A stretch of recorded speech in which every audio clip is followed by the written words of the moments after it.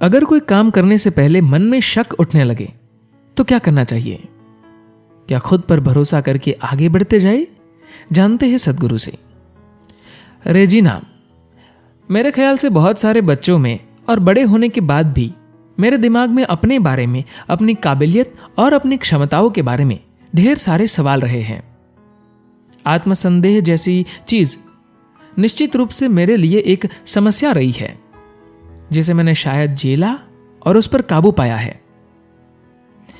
मगर मैं इस पर आपकी राय भी जानना चाहूंगी। हम आत्मसंदेह पर काबू कैसे पा सकते हैं, खासतौर पर एक युवा के रूप में?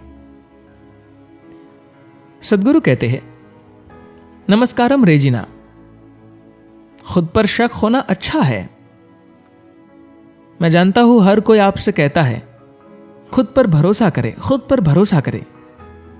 मैं कहूंगा कृपया खुद पर संदेह कीजिए, शक कीजिए।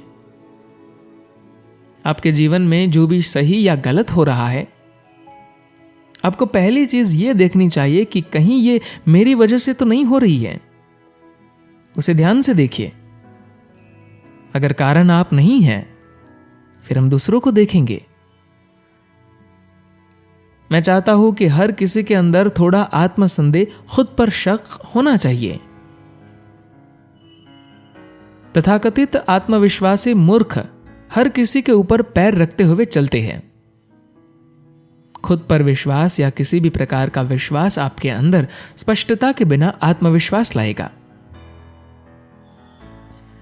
इस धरती और हमारे आसपास के जीवन को जो नुकसान पहुंचा है, सब कुछ स्पष्टता रहित आत्मविश्वास के कारण है। अगर आप जो कर रहे हैं उसे लेकर आपके अंदर थोड़ा संदेह होता, तो आप कुछ करने से पहले 10 बार सोचते हैं, है ना? और फिर ये एक समझदारी भरी दुनिया होती। मैं चाहता हूं कि हर किसी के अंदर थोड़ा आत्मसंदेह, खुद पर शक होना चाहिए। मनोवैज्ञानिक विकास को शरीर के विकास से हमेशा आगे होना चाहिए। खैर, शारीरिक और मनोवैज्ञानिक विकास पर आते हुए जब हम बड़े होने की बात करते हैं, तो एक इंसान के कई आयाम हैं। एक इंसान का शारीरिक विकास, मनोवैज्ञानिक विकास होता है। विकास के भावनात्मक और अन्य आयाम होते हैं। अधिकतर हम शारीरिक विकास को मापते हैं और अगली संभावना मनोवैज्ञानिक तौर पर होती है। देखिए, शरीर एक बहुत मूर्त तत्व है, इसलिए वह एक खास रफ्तार से बढ़ता है। कुछ लोगों में थोड़ा तेज या धीमे, मगर वह एक खास रफ्तार से बढ़ता है।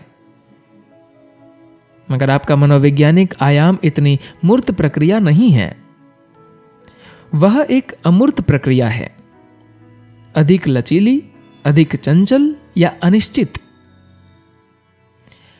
इसलिए उसे आपकी शारीरिक प्रक्रिया से काफी तेज गति से बढ़ना चाहिए।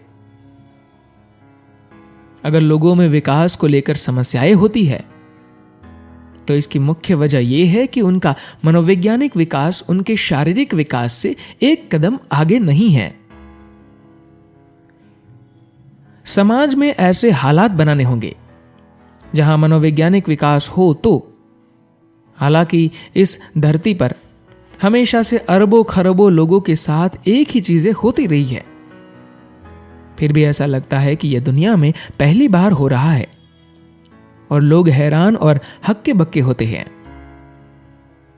ऐसा इसलिए क्योंकि उनका मनोवैज्ञानिक विकास उनके शारीरिक विकास से पीछे है। यह बहुत महत्वपूर्ण है कि समाज में हम ऐसे हालात बनाएं जहां हर बच्चा मनोवैज्ञानिक तौर पर अपने शारीरिक विकास से कम एक कदम आगे हो। अगर आप ऐसा करते हैं, अपने जीवन में सिर्फ ये एक चीज करते हैं, तो आप देखेंगे कि चाहे वह किशोरावस्था हो, अधेड़ उम्र या वृद्धावस्था, आप किसी भी चीज से हैरान नहीं होंगे। आप जान जाएंगे कि उस स्थिति में क्या करना है। और सरल प्रक्रियाओं के कारण आपके जीवन में कोई झटके नहीं लगेंगे या उथल पुथल नहीं होगी। फिलहाल लोग इस तरह से जी रहे हैं कि बच्चों को डायपर की समस्याएं हो रही है, किशोरों को हार्मोन की समस्याएं हो रही है, अधेड़ उम्र के लोग मिडिल एज क्राइसिस से गुजर रहे हैं और बूढ़े लोग भी साफ तौर पर कष्ट झेल रहे हैं। मुझे जीवन का एक आयाम बताइए जिसे लोग एक समस्या की तरह नहीं देख रहे। जीवन कोई समस्या नहीं है, जीवन एक खास प्रक्रिया है।